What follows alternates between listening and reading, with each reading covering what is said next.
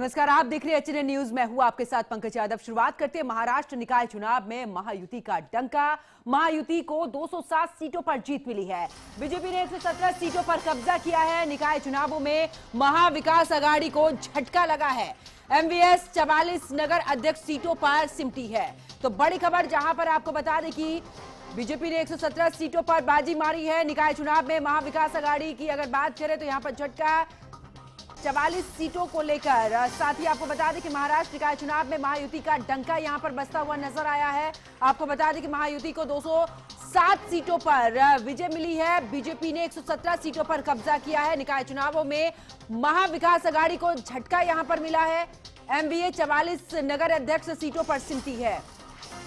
तो बड़ी खबर, महाराष्ट्र निकाय चुनाव में महायुति का डंका बजता हुआ नजर आया है। महायुति को 207 सीटों पर जीत मिली है। बीजेपी ने 117 सीटों पर कब्जा किया है। आपको बताते चले कि निकाय चुनावों में महाविकास आघाड़ी को झटका यहां पर लगा है। एमवीए 44 नगर अध्यक्ष सीटों पर ही सिमटी है। अब आगे बात करते हैं महाराष्ट्र से ही जुड़ी, जहां पर निकाय चुनाव में जीत पर प्रधानमंत्री नरेंद्र मोदी का बयान सामने आया है। प्रधानमंत्री नरेंद्र मोदी ने महायुति के प्रदर्शन की सराहना की है। महाराष्ट्र विकास के साथ मजबूती से खड़ा है। महाराष्ट्र की जनता का आभार व्यक्त किया है प्रधानमंत्री नरेंद्र मोदी ने। तो बड़ी खबर, जहां पर महाराष्ट्र की जनता का आभार भी व्यक्त किया है प्रधानमंत्री नरेंद्र मोदी ने। बड़ी खबर, निकाय चुनाव में जीत पर प्रधानमंत्री नरेंद्र मोदी का बयान। पीएम मोदी ने महायुति के प्रदर्शन की सराहना की है। महाराष्ट्र विकास के लिए मजबूती के साथ खड़ा हुआ है। महाराष्ट्र की जनता का आभार।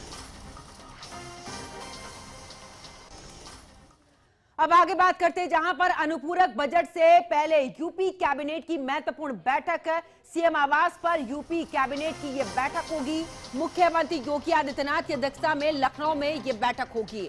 जल जीवन मिशन, एक्सप्रेसवे, लिंक एक्सप्रेसवे के साथ ही इंफ्रास्ट्रक्चर पर भी जोर दिया जाएगा। केंद्र राज्य सरकार की योजनाओं को लेकर भी यहां पर चर्चा होगी। इसके अलावा सरकार की महत्वाकांक्षी योजनाओं पर भी फोकस रहेगा खास करके। तो आपको बता दें कि आज ये महत्वपूर्ण बैठक होगी। अनुपूरक बजट पेश करने से पहले ये महत्वपूर्ण बैठक होने जा रही है, जहां पर आपको बता दें कि 25 से 30 हजार करोड़ का हो सकता है अनुपूरक बजट। आज योगी सरकार पेश करेगी अनुपूरक बजट। वित्त मंत्री सुरेश खन्ना पेश करेंगे अनुपूरक बजट, जिसमें 25 से 30 हजार करोड़ का ये हो सकता है। आज योगी सरकार पेश करेगी अनुपूरक बजट। वित्त मंत्री सुरेश खन्ना पेश करेंगे अनुपूरक बजट।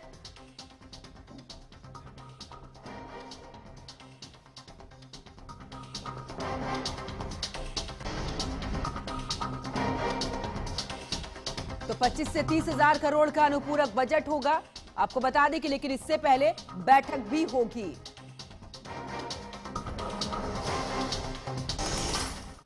अब आगे बात करते हैं, जहां पर उत्तराखंड के मुख्यमंत्री पुष्कर सिंह धामी ने बीते रविवार यानी कि 21 दिसंबर को नई दिल्ली में बीजेपी के नवनियुक्त राष्ट्रीय कार्यकारी अध्यक्ष नितिन नबीन से शिष्टाचार भेंट की है।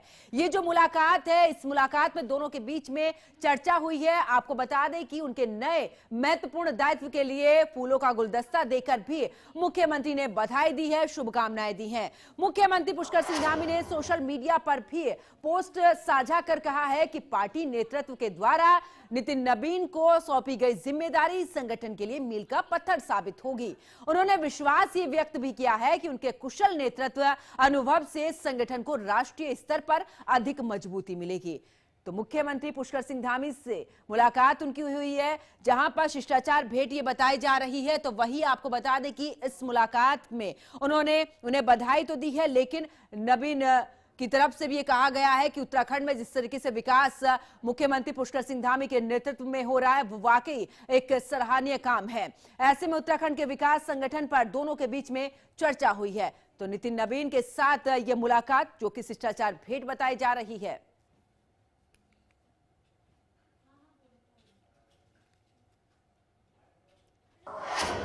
उधर केंद्रीय मंत्री जेपी नड्डा का आज छत्तीसगढ़ का दौरा है। जनप्रतिनिधियों से जेपी नड्डा मुलाकात करेंगे।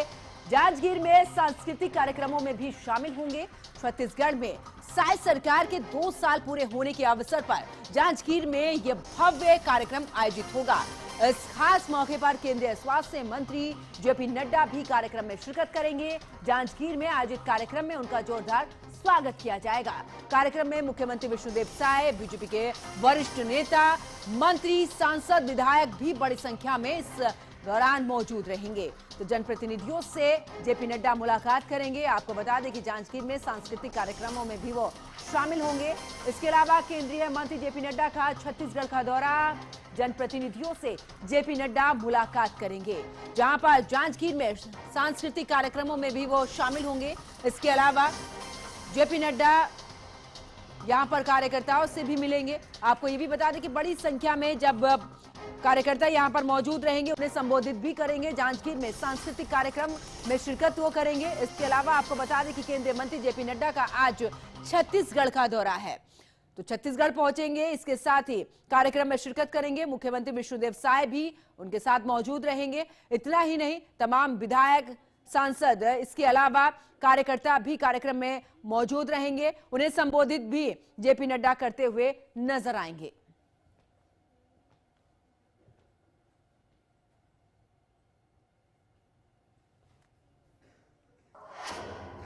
चलिए आगे बात उत्तर प्रदेश की करते हैं। श्रावस्ती में भी शीतलहर, घना कोहरा छाया हुआ है। श्रावस्ती में छाया है घना कोहरा, विजिबिलिटी एकदम कम हो चुकी है, जिस वजह से यातायात भी काफी प्रभावित हुआ है। यानी कि जो वाहनों की रफ्तार है वो भी धीमी पड़ चुकी है। घने कोहरे की वजह से जो दृश्यता है वो बिल्कुल एकदम जीरो हो चुकी है, यानी कि शून्य हो चुकी है। यही वजह है कि घने कोहरे की जो असर है वो अब यातायात पर नजर आ रहा है। विजिबिलिटी कम होने की वजह से यातायात काफी प्रभावित होता हुआ नजर आ रहा है। जहां पर श्रावस्ती में शीतलहर, घना कोहरा, श्रावस्ती में छाया है घना कोहरा, जिस वजह से इसका असर अब यातायात पर पड़ता नजर आ रहा है। आपको बता दें कि विजिबिलिटी एकदम शून्य हो चुकी है। श्रावस्ती में शीतलहर, घना कोहरा यहां पर देखने को मिल रहा है। तस्वीरें भी आपके साथ साझा कर रहे हैं, आप खुद देख सकते हैं यहां पर किस तरीके से धुंध छाई हुई है, यानी कि जो विजिबिलिटी है एकदम शून्य यहां पर हो चुकी है। तो श्रावस्ती में भी घने कोहरे की वजह से यहां पर ठिठुरन बढ़ी है, लोग अलाव का सहारा ले रहे हैं। इतना ही नहीं, आपको बता दें कि अब इसका जो प्रभाव है वो जनजीवन पर नजर आ रहा है। साथ ही यातायात भी काफी प्रभावित कोहरे की वजह से नजर आ रहा है, यानी कि वाहनों की रफ्तार एकदम धीमी पड़ चुकी है। प्रशासन की तरफ से भी अपील की गई है कि वाहनों की रफ्तार धीमी रखें, साथ ही जो फॉग लाइट है उसे जलाकर रखें ताकि कम से कम हादसे हों। तो श्रावस्ती में शीतलहर, घना कोहरा छाया हुआ है। श्रावस्ती में घने कोहरे की वजह से यहां पर जो विजिबिलिटी है एकदम कम हो चुकी है, कहीं पर तो ये शून्य हो चुकी है। तो श्रावस्ती में शीतलहर, घना कोहरे की वजह से लोगों को दिक्कत भी हो रही है।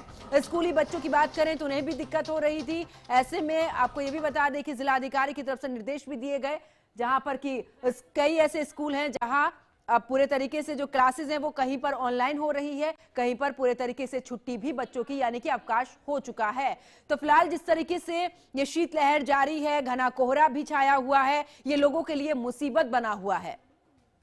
देख सकते हैं कि आने जाने में इतनी दिक्कत होगी कि एक्सीडेंट होने की संभावना बहुत ज्यादा बनी रहती है इस समय। और कहीं पर भी अलाव की व्यवस्था नहीं है प्रशासन के द्वारा कि कहीं आदमी ठंड में हाथ सेक ले, और थोड़ी देर जाओ तो तुरंत कोहरा।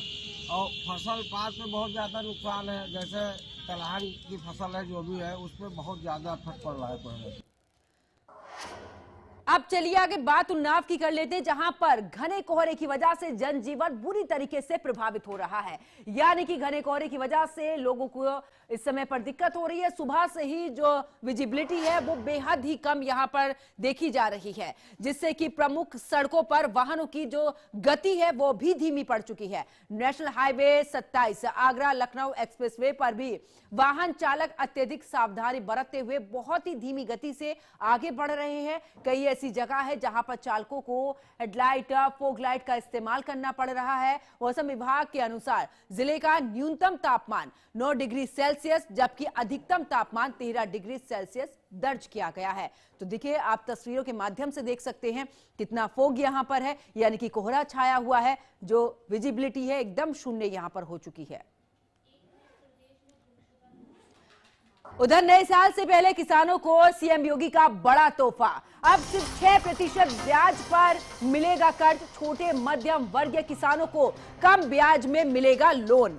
तो बड़ी खबर आपको बता रहे, जहां पर अभी तक 11.5% पर मिलता था ये लोन, जहां पर युवा सहकार सम्मेलन में मुख्यमंत्री योगी आदित्यनाथ ने ये बड़ी घोषणा की है।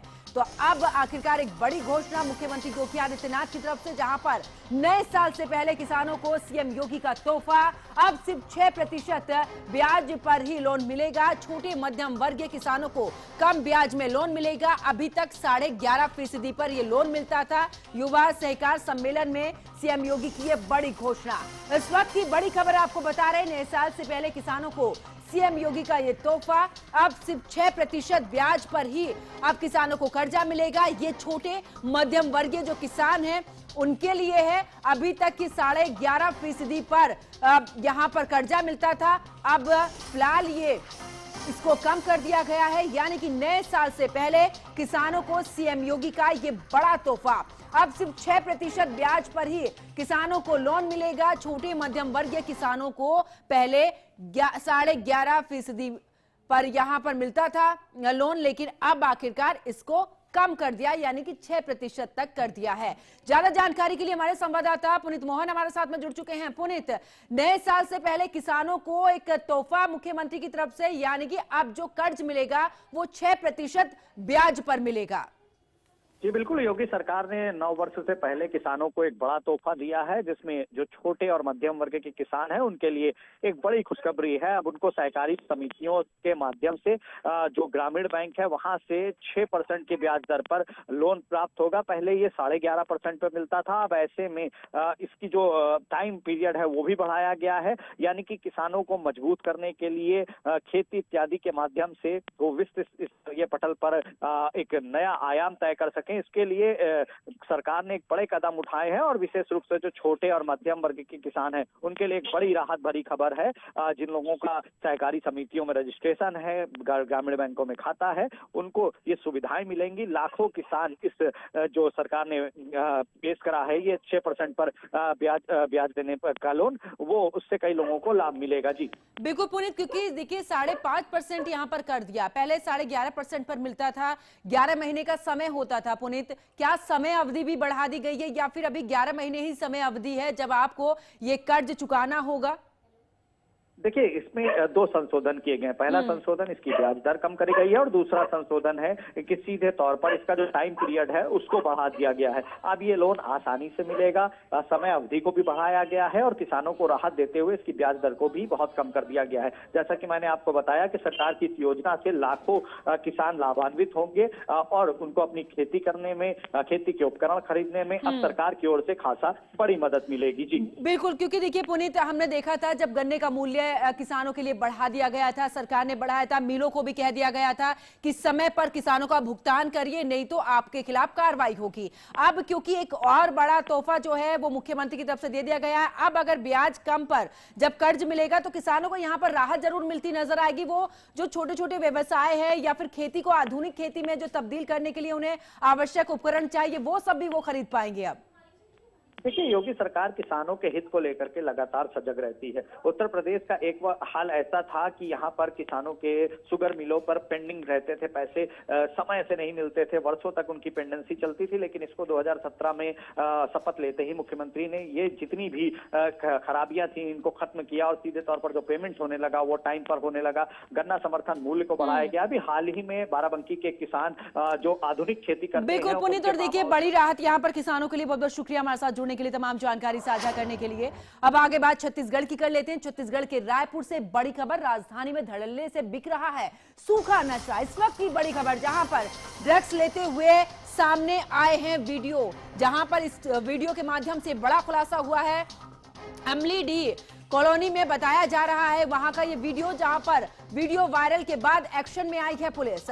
सूखे नशे से जुड़े करीब 80 के आसपास यहां पर पेडलर्स को जेल भी भेजा गया है। तो बड़ी खबर देखिए, सूखे नशे की तस्करी यहां पर हो रही है। छत्तीसगढ़ के रायपुर से ये बड़ी खबर, राजधानी में धड़ल्ले से बिक रहा है सूखा नशा। जैसे ही इसका वीडियो अब सामने आया है, उसके बाद इस पूरे मामले का खुलासा हुआ है। अब इसी के आधार पर पुलिस जो है वो कार्रवाई कर रही है, यानी कि वीडियो वायरल होने के बाद एक्शन में आई है पुलिस। आपको बता दें कि सूखे नशे की तस्करी जिस तरीके से हो रही है, इसको लेकर जो वीडियो अब सामने आया है, ये वीडियो भी हम आपके साथ साझा कर रहे हैं। ये वीडियो वहीं का है जहां पर ये नशा जो है उसकी तस्करी हो रही थी। इस वीडियो के माध्यम से ये बड़ा खुलासा यहां पर हुआ है। धड़ल्ले से यहां पर सूखा नशा बिक रहा है। अब जैसे ही ये वीडियो सामने आया है, उसके बाद पुलिस भी हरकत में आई है और अब पुलिस ने यहां पर कार्रवाई करना शुरू कर दिया है।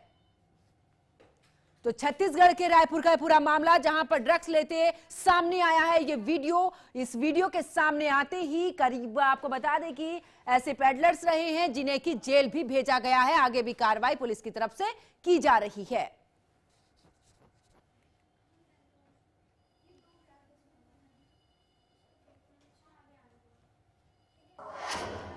चलिए बात इस दौरान पश्चिम बंगाल की करते हैं। हुमायूं कबीर करेंगे नई पार्टी का ऐलान।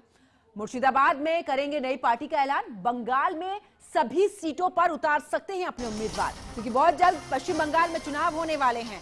अब इसको लेकर देखिए, जहां पर तमाम राजनीतिक पार्टियां सक्रिय नजर आ रही हैं। अगर हम प्रधानमंत्री नरेंद्र मोदी की बात करें, उनका भी दौरा रहा है। कुल मिलाकर यहां पर पूरे तरीके से वोट बैंक साधने की कोशिश। दूसरी तरफ अब हुमायूं कबीर ने नई पार्टी बनाने का ऐलान कर दिया है। मुर्शिदाबाद में करेंगे नई पार्टी का ऐलान। बंगाल में सभी सीटों पर उतार सकते हैं उम्मीदवार। तो बड़ी खबर आपको बता रहे हैं, जहां पर पश्चिम बंगाल से हुमायूं कबीर करेंगे नई पार्टी का ऐलान, मुर्शिदाबाद में करेंगे नई पार्टी का ऐलान। यह भी कहा जा रहा है कि बंगाल में सभी सीटों पर उतार सकते हैं अपने उम्मीदवार।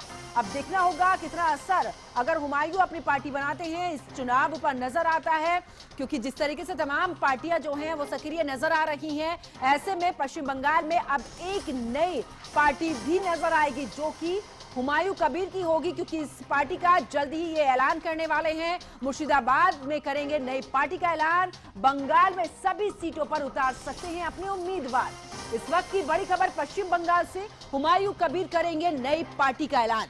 मुर्शिदाबाद में करेंगे नई पार्टी का ऐलान। आपको बताते चले कि बंगाल में सभी सीटों पर उतार सकते हैं अपने उम्मीदवार। आपको बता दें कि इससे पहले कई अपने बयानों को लेकर सुर्खियों में रहे हैं। अब ऐलान करने जा रहे हैं अपनी नई पार्टी का। मुर्शिदाबाद से इस पार्टी का ऐलान करेंगे। देखना होगा तमाम जो सीटें हैं उन पर अपना उम्मीदवार तो भी उतारेंगे। कितना असर उनकी पार्टी का नजर आता है पश्चिम बंगाल में, क्योंकि जिस तरीके से उनके बयान सामने आए थे बाबरी मस्जिद को लेकर, उसके बाद बंगाल में जो सियासत थी वो अलग ही चरम पर पहुंच चुकी थी। उसके बाद लगातार एक के बाद एक नए बयान सामने आए थे। अब पार्टी का ऐलान करने जा रहे हैं। मुर्शिदाबाद में करेंगे नई पार्टी का ऐलान।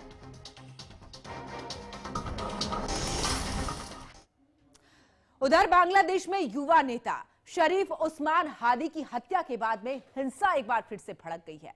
कई इलाकों में विरोध प्रदर्शन, हिंसक घटनाएं यहां पर हो रही हैं। कई मीडिया हाउस तोड़ दिए गए हैं। पत्रकारों के साथ मारपीट की गई है।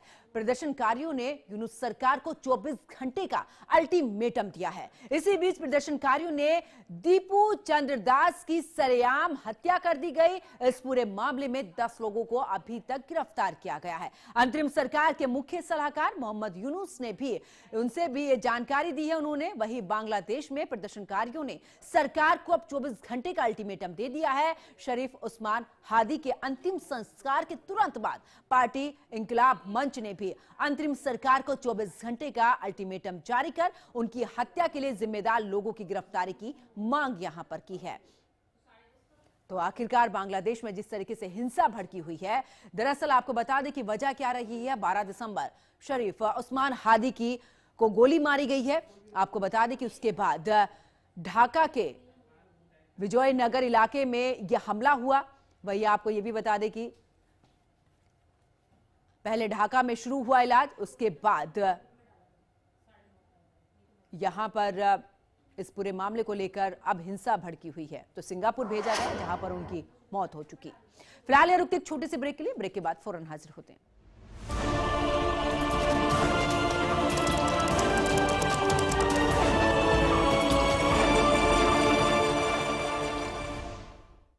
अबे घोचू, जीके स्ट्रॉन्ग करने का अथा इंडिया को मालूम है। पेट सफा, हर रोग दफा। देख लीजिएगा। मुल्तानी घोका कॉफ सिरप, इसके तुलसी जैसे गुणकारी तत्व तुरंत असर दिखाएं और खांसी को कहें गुड बाय। मुल्तानी घोका कॉफ सिरप।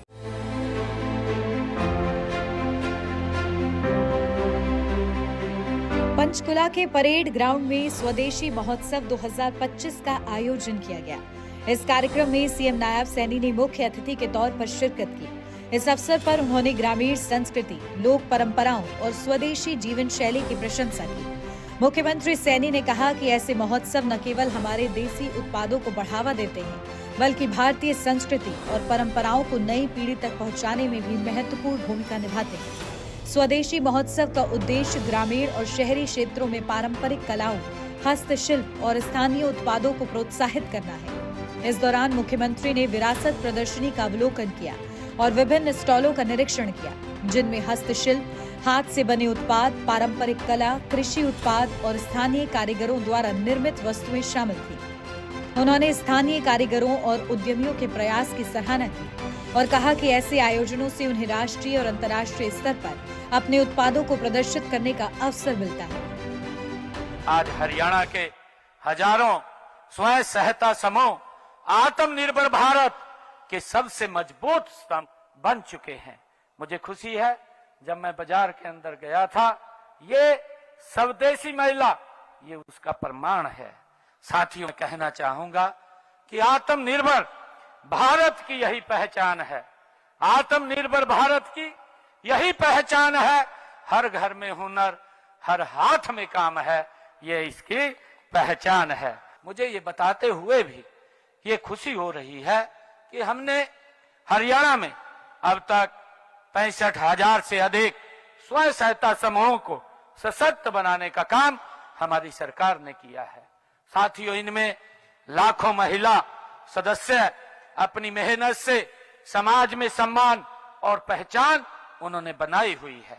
साथियों, इसीलिए जब हम एक स्वदेशी उत्पाद खरीदते हैं तो हम केवल एक वस्तु नहीं खरीदते, बल्कि हम उस भारतीय परिवार के चेहरे पर मुस्कान लाते हैं जिसकी मेहनत से उस उत्पाद का निर्माण हुआ है, जो विदेशी सामान खरीदने से, विदेशी कंपनियों के माध्यम से देश से बाहर चला जाता था। मुख्यमंत्री ने कहा कि स्वदेशी अपनाना न केवल हमारी संस्कृति को मजबूत बनाता है, इसी के साथ स्थानीय कारीगरों और उद्यमियों को रोजगार और आर्थिक सशक्तिकरण के अवसर भी प्रदान करता है। उन्होंने ये भी कहा कि सरकार ऐसे आयोजनों को प्रोत्साहित करने के लिए विभिन्न पहल कर रही है, ताकि देसी उत्पादों की गुणवत्ता और विपणन क्षमता बढ़ सके। उन्होंने महोत्सव में आए लोगों से स्वदेशी उत्पादों को खरीदने और अपनाने की अपील की, जिससे देसी उद्योगों और स्थानीय अर्थव्यवस्था को मजबूती मिले। स्वदेशी महोत्सव में ग्रामीण संस्कृति की झलक देखने को मिली। इस कार्यक्रम में लोक नृत्य, पारंपरिक संगीत, लोकगीत और हस्तशिल्प की प्रदर्शनी का भी आयोजन किया गया। इस मौके पर मुख्यमंत्री सैनी ने बच्चों और युवाओं से बातचीत की और उन्हें पारंपरिक कलाओं और स्वदेशी उत्पादों के महत्व के बारे में जागरूक किया। उन्होंने कहा कि युवा वर्ग को अपनी जड़ों और सांस्कृतिक विरासत से जोड़ना हमारी प्राथमिकता होनी चाहिए, जिससे वो आधुनिकता और परंपरा के संतुलन को समझ सके। साथियों, आज का यह युग ग्लोबल का है। इसका मतलब ग्लोबल स्टैंडर्ड और लोकल मैन्युफैक्चरिंग। देश के यशस्वी प्रधानमंत्री आदरणीय नरेंद्र मोदी जी ने वोकल फॉर लोकल का जो आह्वान किया है, उसका अर्थ यह कतई नहीं है कि हम आधुनिकता से दूर भागें। आदरणीय प्रधानमंत्री जी ने जो कहा है, उसका अर्थ है कि हम अपने स्थानीय कौशल को आधुनिक तकनीक के साथ जोड़ने का हम काम करें। साथियों, आज हरियाणा सरकार इस दिशा में निरंतर गति से कार्य कर रही है। हमने प्रदेश में पद्मा जैसी महत्वाकांक्षी योजना शुरू की है। साथियों, इसके तहत हम प्रदेश में हर ब्लॉक में उस क्षेत्र से विशिष्ट उत्पाद को पहचान हमारी सरकार दे रही है। साथियों, हमारा लक्ष्य है कि अंबाला का चाहे वैज्ञानिक उपकरण हो, पानीपत का हैंडलूम हो या फिर रेवाड़ी का पित्तल की कला हो, इन सबको न केवल राष्ट्रीय बल्कि अंतर्राष्ट्रीय स्तर का ब्रांड इंडिया के रूप में स्थापित किया जाए, इसके लिए हमारी सरकार काम कर रही है।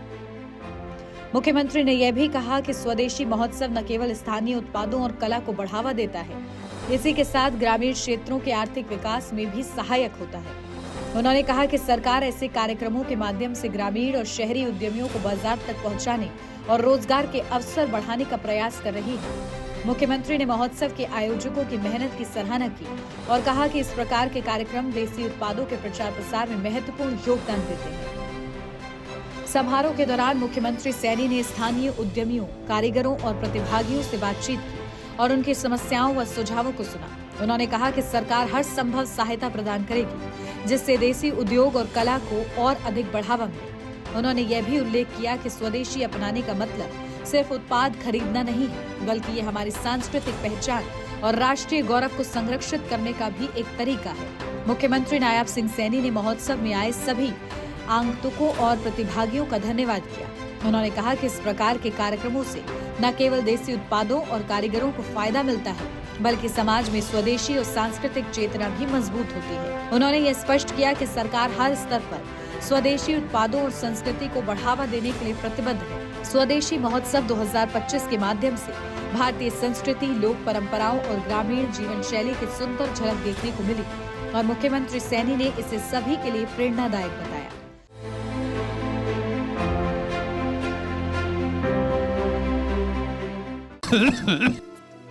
मुल्तानी घोका कॉफ सिरप, इसके तुलसी जैसे गुणकारी तत्व तुरंत असर दिखाएं और खांसी को कहें गुड बाय। मुल्तानी घोका कॉफ सिरप।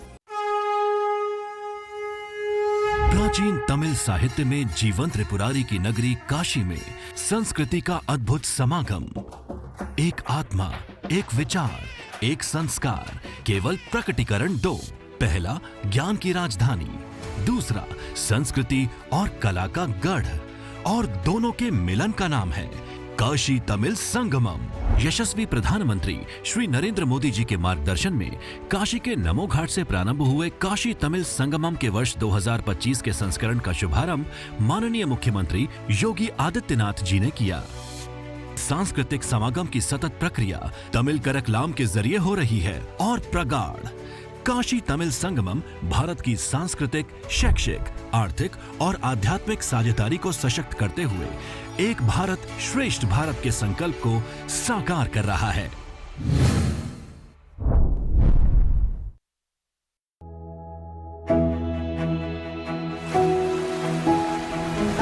इस मिट्टी में किसान सोना उगाते हैं।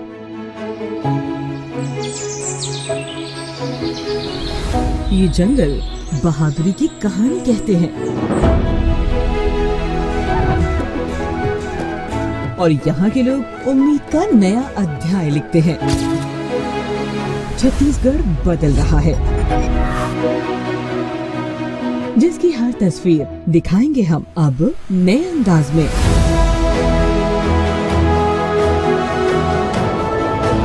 खबर छत्तीसगढ़, HNM न्यूज पर।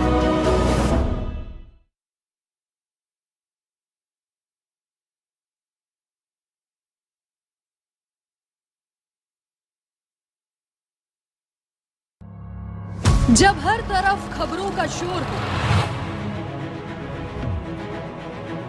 जब सच और अफवाह में फर्क ना हो, तब एक चैनल उठता है सवालों की रोशनी लेकर, आपके हित की आवाज बनकर। HNN न्यूज, जुनून सच दिखाने का।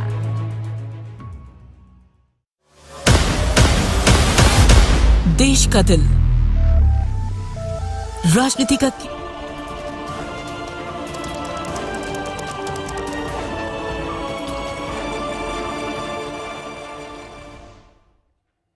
तो तो ब्रेक के बाद आप सभी का स्वागत है। बढ़ते अगली खबर की तरफ, जहां पर गुमशुदा लोगों की तलाश मामले में अब हाई कोर्ट काफी सख्त नजर आया है। लखनऊ बेंच ने भी अफसरों से सुस्त रवैये पर जताई है नाराजगी।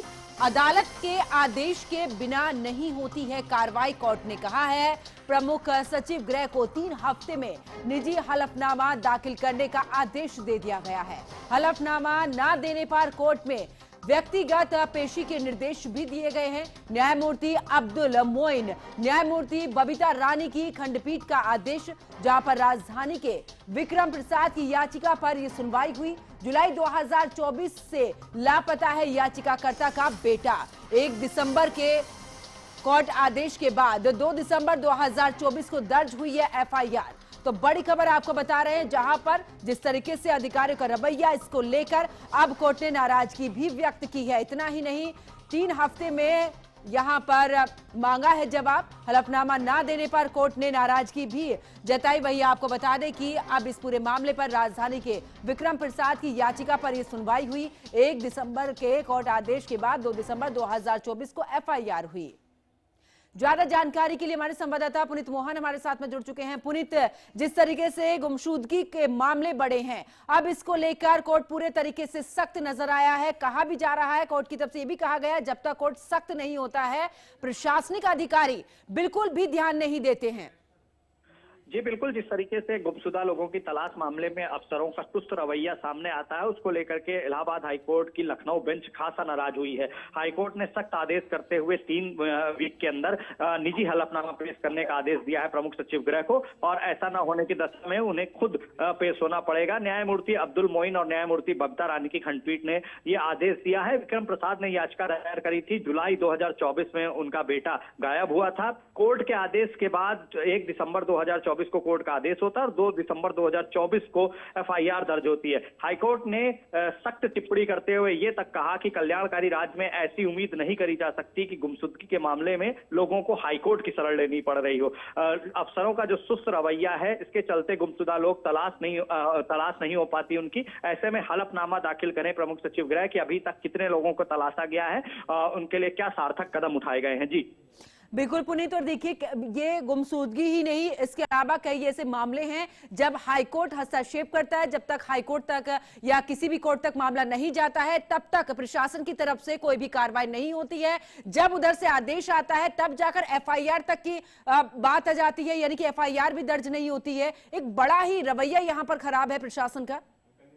देखिए, गुमशुदगी के मामले में कहीं ना कहीं जो अफसरों का और पुलिस का रवैया रहता है वो काफी सुस्त रहता है। पुलिस केवल एप्लीकेशन लेकर के फॉर्मल कार्यवाही करती है, जिसके चलते जो गुमशुदा लोग हैं ज्यादातर में उनकी तलाश नहीं हो पाती। ऐसे में वो ह्यूमन ट्रैफिकिंग का भी शिकार हो सकते हैं और कहीं ना कहीं पुलिस की जो लापरवाही भरे रवैया रहता है, उसके चलते गुमशुदी जिनकी हुई होती है उनके परिजन परेशान रहते हैं। काफी मेहनत के बाद भी जो गुमशुदा लोग हैं वो मिल नहीं पाते हैं। ऐसे में हाईकोर्ट में जब याचिका लगी तो हाईकोर्ट ने इसको एंटरटेन करते हुए सख्त रुख अपनाया है और सीधे तौर पे कहा है कि गुमशुदगी के मामले को अफसर सीरियस क्यों नहीं लेते हैं, इसमें सुस्त रवैया क्यों अपनाते हैं। अब देखिए, प्रमुख सचिव गृह को आदेश हुआ है कि 3 हफ्ते के अंदर उनको हलफनामा दाखिल करना है कि प्रदेश में कितनी गुमशुदगियां हुई, कितने आपने गुमशुदों की तलाश करी, उसके लिए क्या सार्थक कदम उठाए, और अगर ऐसा नहीं किया जाता है तो खुद पेश होना पड़ेगा प्रमुख सचिव गृह को। हाईकोर्ट काफी सख्त नजर आ रहा है, क्योंकि सीधे तौर पर जिस तरीके से हाईकोर्ट की टिप्पणी है कि कल्याणकारी राज्य में ऐसी उम्मीद नहीं करी जा सकती कि गुमशुदगी जैसे मामले में लोग हाईकोर्ट का दरवाजा खटखटा रहे हैं। जाहिर तौर पर गुमशुदगी के मामले को भी पूरी तरीके से सीरियस लेना होगा। जो लोग गुम होते हैं उनकी अगर सही से कार्रवाई करी जाए और सर्च किया जाए तो ज्यादातर के मिलने की संभावना रहती है। जी बहुत बहुत शुक्रिया पुनीत मोहन हमारे साथ जुड़ने के लिए, तमाम जानकारी साझा करने के लिए। आगे बात करते हैं, आज से अल्मोड़ा में खेल महोत्सव की शुरुआत, जहां पर सीएम धामी करेंगे खेल महोत्सव का शुभारंभ। बीजेपी की बैठक में कार्यक्रम की तैयारियों पर चर्चा। 22 से 24 दिसंबर तक आयोजित होगा खेल महोत्सव। तो बड़ी खबर आपको बता रहे हैं, जहां पर इसकी शुरुआत मुख्यमंत्री पुष्कर सिंह धामी करेंगे। बीजेपी की बैठक में कार्यक्रम तैयारियों पर खास चर्चा हुई है। इसके अलावा 22 से 24 दिसंबर तक ये कार्यक्रम, आज से अल्मोड़ा में खेल महोत्सव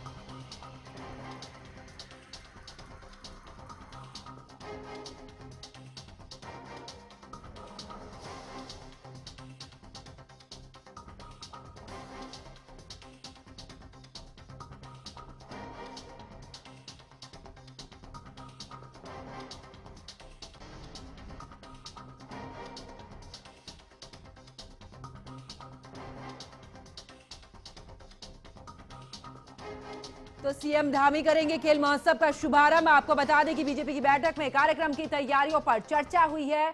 आपको बता दें कि अल्मोड़ा में खेल महोत्सव की शुरुआत होगी। सीएम पुष्कर सिंह धामी करेंगे खेल महोत्सव का शुभारंभ। इसी के साथ 22 से 24 दिसंबर तक चलेगा ये महोत्सव।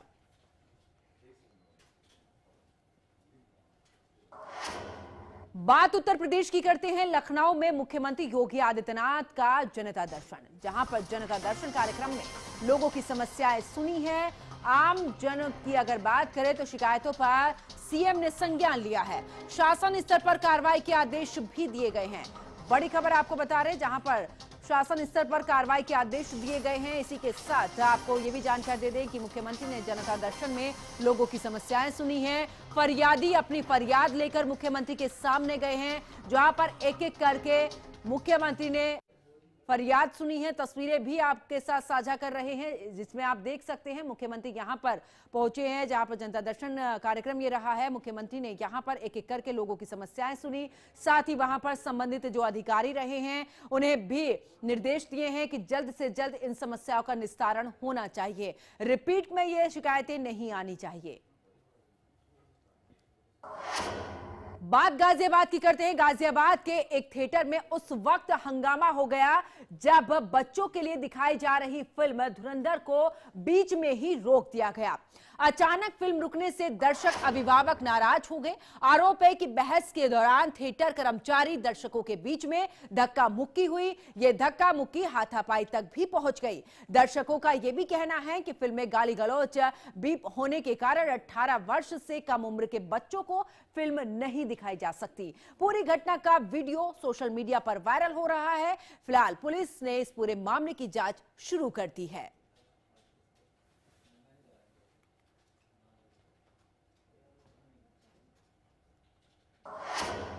आगे बात करते हैं उन्नाव की, जहां पर उन्नाव में पूर्व मुख्यमंत्री अखिलेश यादव के दीवानगी एक युवक के सिर पर चढ़कर बोलती हुई नजर आई। कानपुर के एक युवक ने अपनी छाती पर अखिलेश यादव का टैटू गुदवाकर सबका ध्यान अपनी ओर खींचा। बांगरमऊ तहसील में चल रहे समाजवादी पार्टी के एसआईआर कार्यक्रम में पहुंचे इस टैटूबाज युवक का सपा पदाधिकारियों ने जोरदार स्वागत किया। युवक ने कहा कि यह अखिलेश यादव का दीवाना है। उन्होंने जो काम किए हैं वो कोई अन्य सरकार नहीं कर सकती है। तो टैटू गुदवाया है अखिलेश यादव का, जिसके बाद जैसे ही ये कार्यक्रम में युवक पहुंचा है, समाजवादी पार्टी के कार्यकर्ताओं ने इसका स्वागत किया है। ये दीवानगी अखिलेश यादव की, जिसमें इस युवक ने यह भी कहा कि जो कार्य अखिलेश यादव के सरकार में हुआ, समाजवादी पार्टी की सरकार में हुआ है, वो अन्य सरकारों में नहीं हुआ है।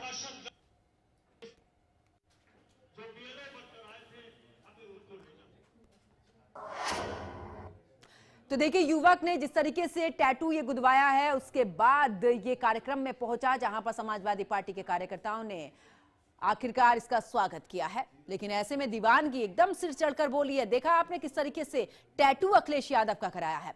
बात करते हैं वाराणसी की, जहां पर मकर संक्रांति से पहले कमिश्नरेट पुलिस ने चाइनीज मांझे के खिलाफ अभियान चला दिया है। इस अभियान के तहत पुलिस ने लोगों से चाइनीज मांझे से पतंग न उड़ाने की अपील की है। इसी के साथ चेतावनी देते हुए चाइनीज मांझे से पतंग उड़ाने वालों के खिलाफ सख्त कार्रवाई भी की जाएगी, ये हिदायत भी उनकी तरफ से दी गई है। तो फिलहाल मकर संक्रांति से पहले चाइनीज मांझे के खिलाफ ये अभियान, जिसमें यह कहा है कि अब जो पतंग उड़ानी है वो सिंपल धागे से उड़ानी होगी, चाइनीज मांझे का इस्तेमाल नहीं होगा। क्योंकि कई बार ऐसा हुआ है जब चाइनीज मांझे की वजह से लोगों की जान तक पर बनाई है, कई लोगों की जान भी चली गई है, कई के गले भी कटे हैं। तो फिलहाल अब इसको लेकर यह अभियान चला है। अगर ये चाइनीज मांझा कहीं पर भी पतंग उड़ाते हुए कोई मिलता है, उस पर कड़ी कार्रवाई प्रशासन की तरफ से की जाएगी। पहले तो पुलिस ने ये जागरूकता अभियान चलाया है, अब अगर इसके बाद भी लोग नहीं मानते हैं, चाइनीज मांझे के साथ में पतंग उड़ाते हैं, तो उन पर कार्रवाई होगी।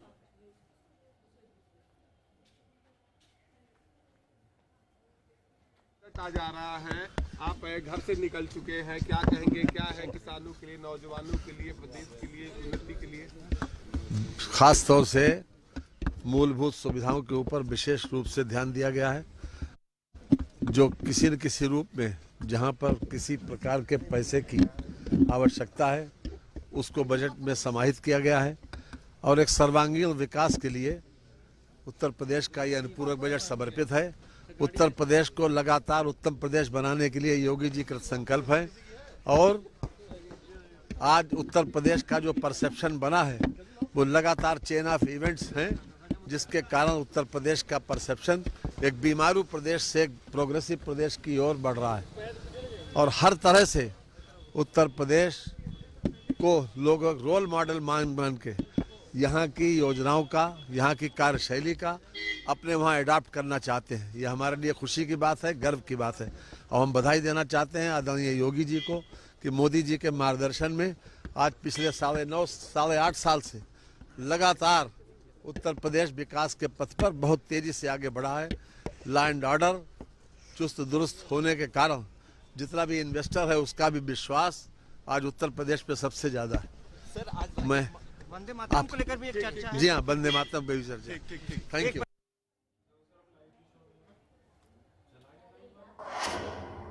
अब चलिए आगे बात पीलीभीत की करते हैं, जहां पर पूरनपुर कोतवाली क्षेत्र में रिटायर्ड सीआईएसएफ कर्मी के घर पर संदिग्ध परिस्थितियों में गोली चलाने से एक युवक की मौत हो गई है। एक महिला गंभीर रूप से घायल हो गई है। आपको बता दें कि रुपये के लेन देन को लेकर हुए विवाद के दौरान ये गोली चली। वहीं सूचना पर पहुंची पुलिस ने शव को कब्जे में लेकर मामले की जांच शुरू कर दी है।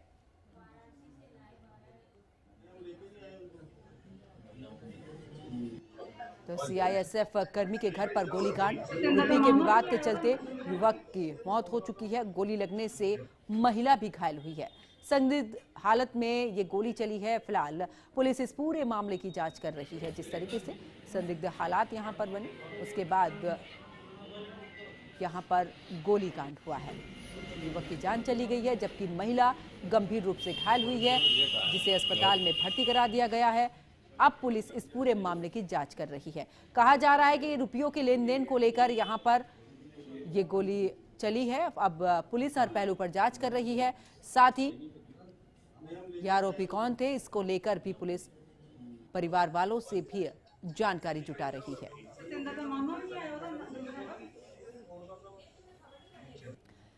तो रुपयों के विवाद में युवक की मौत का यह मामला सामने आया है, जहां पर गोली लगने से महिला घायल हुई है, लेकिन एक युवक की जान चली गई है। पीलीभीत का पूरा मामला, संदिग्ध हालत में गोली चली।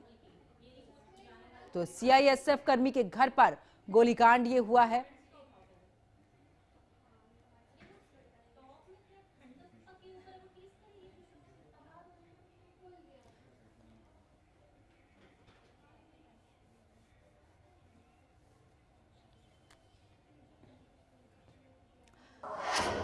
तो पूरे उत्तर भारत की अगर बात करें, ऐसे में उत्तर प्रदेश में जगह जगह पर देख रहे हैं किस तरीके से कोहरे की मोटी चादर छाई हुई है। लोगों को काफी परेशानी हो रही है।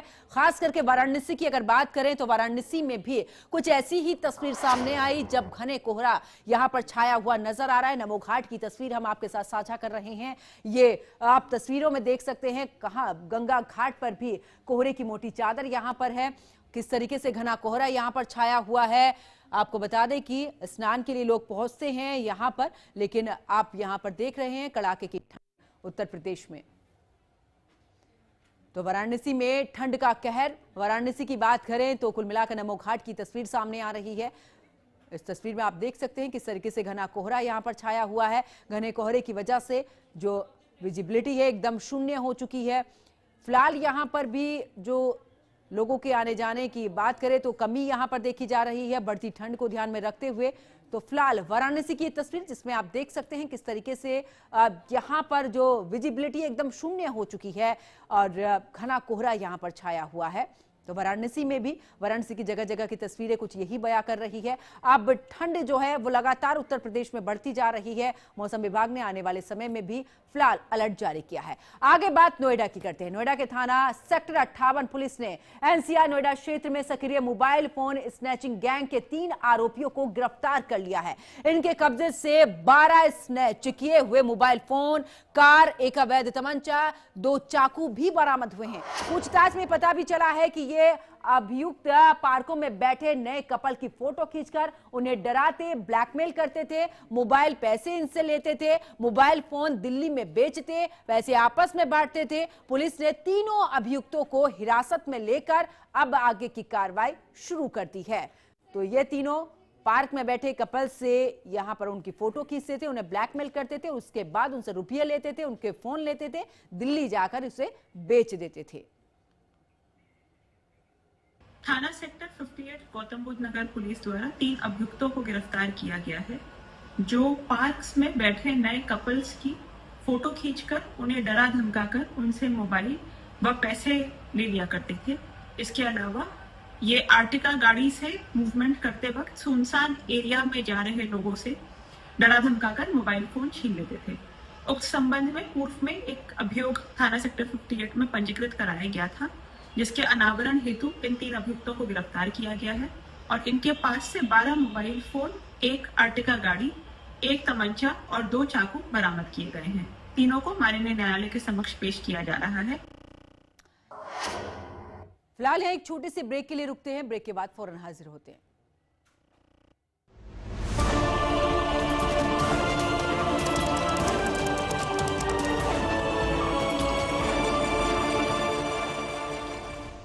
हर रोज हो जाता हूँ लेट, साफ नहीं होता है मेरा पेट। अब भी मजा आएगा ना वीडियो। पेट दबा, रोग दबा, सबको पता, फिर तुझको नहीं क्यों पता?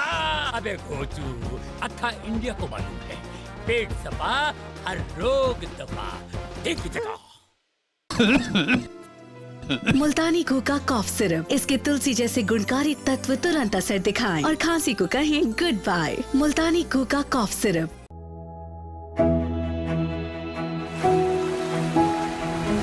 इस मिट्टी में किसान सोना उगाते हैं।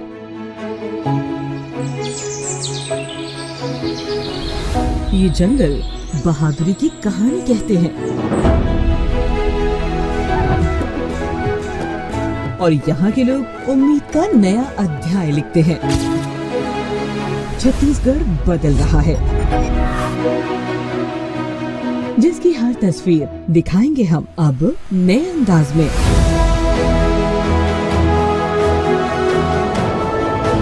खबर छत्तीसगढ़, HNM न्यूज पर।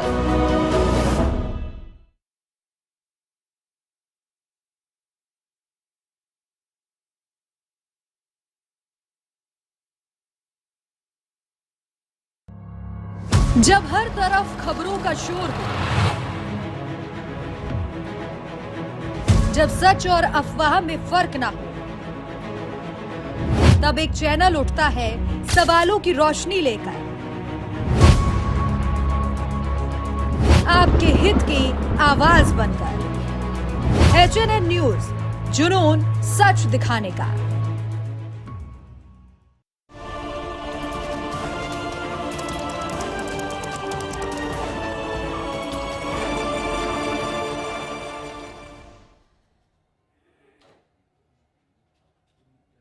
तो ब्रेक के बाद आप सभी का स्वागत है। आखिरकार जिस तरीके से घना कोहरा छाया हुआ है, उसके तहत जगह जगह की तस्वीरें भी हमने आपके साथ साझा की है। किस तरीके से घने कोहरे की वजह से जो विजिबिलिटी एकदम शून्य हो चुकी है, कई ऐसी जगह रही हैं जहां पर की हादसे भी हुए हैं। अब आगे बात करते हैं इंडोनेशिया की, जहां पर जावा में बड़ा हादसा हुआ है। बस दुर्घटना में 16 लोगों की मौत हो चुकी है। बस के अनियंत्रित होने से यह हादसा हुआ है। बस में सवार थे 34 लोग। तो इंडोनेशिया के जावा आइलैंड पर आधी रात के बाद एक पैसेंजर बस हादसे का शिकार हो गई है, जिसमें 16 लोगों की मौत हो गई है। आपको बता दें कि अधिकारियों ने ये जानकारी दी है। बस में कुल 34 लोग सवार थे। ड्राइवर टोल रोड पर बस से कंट्रोल खो बैठा, जिसके बाद बस एक कंक्रीट की दीवार से टकराई, फिर पलटकर सड़क किनारे गिर गई। रेस्क्यू एजेंसी में प्रमुख बुडियोनो ने बताया है कि ये इंटर स्टेट बस राजधानी जकार्ता से देश के ऐतिहासिक शहर योग्या जा रही थी। हादसा होते ही बचाव कार्य फिलहाल यहां पर यानी कि राहत बचाव कार्य शुरू कर दिया गया है। तो बस दुर्घटना में 16 लोगों की जान जा चुकी है। बस के अनियंत्रित होने से यह हादसा हुआ है। तो इंडोनेशिया के जावा में बड़ा हादसा, जहां पर जावा में ये बस दुर्घटनाग्रस्त हुई है। 16 लोगों की जान जा चुकी है। इंडोनेशिया के जावा में बड़ा हादसा। अब खबर नोएडा से है, जहां पर सेक्टर 63 थाना पुलिस ने नाबालिग बच्चों को बहला फुसलाकर मोबाइल चोरी करने वाले गिरोह का पर्दाफाश किया है। आपको बता दें कि पुलिस ने 4 आरोपियों को गिरफ्तार किया है। अभी अन्य अभियुक्तों की बात करें तो कब्जे से चोरी के 10 मोबाइल फोन बरामद हुए हैं। घटना 21 अक्टूबर 2025 की है, जब एक वर्कर के जेब से मोबाइल चोरी हुआ था। पुलिस ने गोपनीय सूचना इलेक्ट्रॉनिक सर्विलांस की मदद से भी गिरोह को पकड़ लिया है। जांच में सामने आया है कि गिरोह वर्करों, मजदूरों के कमरों, पीजी या फिर घरों से मोबाइल चोरी कर बच्चों के जरिए बेचा करते थे। चोरी करने वाले 4 अभियुक्तों को गिरफ्तार किया गया है। इनके साथ 4 नाबालिग बच्चे भी हैं, जिनको ये चारों जो बालिग हैं वो बहला फुसला के इनके साथ स्वयं भी चोरी करते थे और इनको भी बहला फुसला के चोरी कराते थे। ये भीड़ भाड़ का फायदा उठा करके, जब फैक्ट्री से मजदूर छूटते हैं तो भीड़ भाड़ का फायदा उठा के उनसे मोबाइल चोरी कर लेते हैं। छोटे बच्चे जो हैं उनको ये बहलाते फुसलाते हैं कि जो मजदूर थक के घरों में सो जाते हैं तो उनके घरों में घुस करके मोबाइल चोरी करते हैं। इनके कब्जे से कुल 10 मोबाइल बरामद किए गए हैं। बाकी इनका अभी तक कोई आपराधिक इतिहास नहीं जानकारी हुई है, पता किया जा रहा है। अगर इनका आपराधिक इतिहास होगा तो वो भी विवेचना में सम्मिलित किया जाएगा। अब चलिए आपको सीधा लेकर चलते हैं लखनऊ, जहां पर मुख्यमंत्री योगी आदित्यनाथ बैठक कर रहे हैं। आपको बता दें कि आज अनुपूरक बजट भी पेश किया जाएगा। उससे पहले मुख्यमंत्री योगी आदित्यनाथ की यह बैठक, आपको बता दें कि विपक्ष जो है एसआईआर सहित तमाम मुद्दों को लेकर चर्चा के लिए भी बात कर रहा है, लेकिन आज वंदे मातरम पर भी चर्चा सत्ता पक्ष की तरफ से की जाएगी। इसको लेकर भी देखिए बैठक मुख्यमंत्री कर रहे हैं, क्योंकि 12 बजे के बाद अनुपूरक बजट भी पेश किया जाएगा। 25 से 30 करोड़ का यह अनुपूरक बजट बताया जा रहा है। इसको लेकर भी इस बैठक में खास करके चर्चा हो रही है। कैबिनेट की बैठक जिसमें आप देख रहे हैं तमाम मंत्री यहां पर मौजूद हैं। मुख्यमंत्री योगी आदित्यनाथ की अध्यक्षता में यह बैठक चल रही है, जहां पर सभी से सुझाव तो लिए जा रहे हैं, लेकिन इसमें खास करके चर्चा अनुपूरक बजट को लेकर भी है। वंदे मातरम पर चर्चा को लेकर जिस तरीके से आज हो सकता है कि हंगामा भी देखने को मिले सत्र के दौरान, क्योंकि शीतकालीन सत्र चल रहा है। मुख्यमंत्री योगी आदित्यनाथ बैठक की अध्यक्षता कर रहे हैं। तमाम मंत्री यहां पर मौजूद हैं, जो कि एसआईआर को लेकर भी जिस तरीके से विपक्ष घेरता हुआ नजर आ रहा है। अगर यह हंगामा होता है, उसके बाद अगर इस पर चर्चा होती है, किस तरीके से जवाब देना होगा एसआईआर को लेकर, इसको लेकर भी इस बैठक में चर्चा की संभावना जताई जा रही है कि इस बैठक में चर्चा हो सकती है। इसके अलावा क्योंकि आज वंदे मातरम पर भी चर्चा होगी, वंदे मातरम को लेकर भी जिस तरीके से विपक्ष हमलावर है कि आखिरकार वंदे मातरम पर तो सरकार चर्चा कर रही है, लेकिन किसानों का मुद्दा है, रोजगार का मुद्दा है, तमाम मुद्दे हैं। इसके अलावा कफ सिरप का मुद्दा है, लेकिन उसको लेकर क्यों नहीं सरकार यहां पर चर्चा कर रही है। अब इसको लेकर आखिरकार किस तरीके से जवाब दिया जाएगा, इसको लेकर भी इस बैठक में मंथन हो रहा है।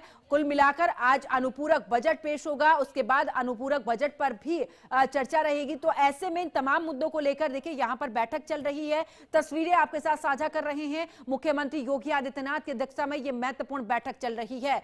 तो देखिए मुख्यमंत्री योगी आदित्यनाथ बैठक कर रहे हैं, जहां पर कई ऐसे मुद्दे जिसको लेकर की चर्चा यहां पर चल रही है, चाहे वो एसआईआर को लेकर, क्योंकि विपक्ष जिस तरीके से हंगामा कर रहा है कि उस पर चर्चा क्यों नहीं हो रही है। बीएलओ को लेकर चर्चा की मांग वो कर रहे हैं, किसानों को लेकर चर्चा की मांग कर रहे हैं, कफ सिरप को लेकर चर्चा की मांग कर रहे हैं, लेकिन आज वंदे मातरम पर चर्चा होगी। इसको लेकर भी इस बैठक में चर्चा कुल मिलाकर यहां पर बात हो रही है। इसके अलावा आपको बता दें कि क्योंकि आज उत्तर प्रदेश में जिस तरीके से शीतकालीन सत्र चल रहा है, कुल मिलाकर यहां पर अनुपूरक बजट भी पेश किया जाएगा। 25 से 30 करोड़ का यह अनुपूरक बजट की संभावना जताई जा रही। देखना होगा कितने का बजट ये रहेगा। फिलहाल इस बुलेटिन में इतना ही। आप देखते रहिए एचएनएन न्यूज। नमस्कार।